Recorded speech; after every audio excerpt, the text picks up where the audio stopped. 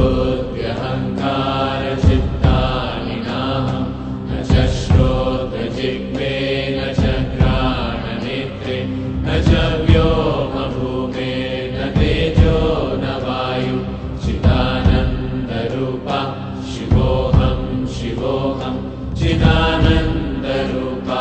शिवोऽहं शिवोऽहं चिदानन्दरूपा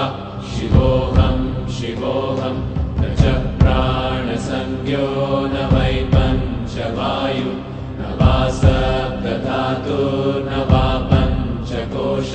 न वा पाणिपादं न चोपस्थपायु चिदानन्दरूपा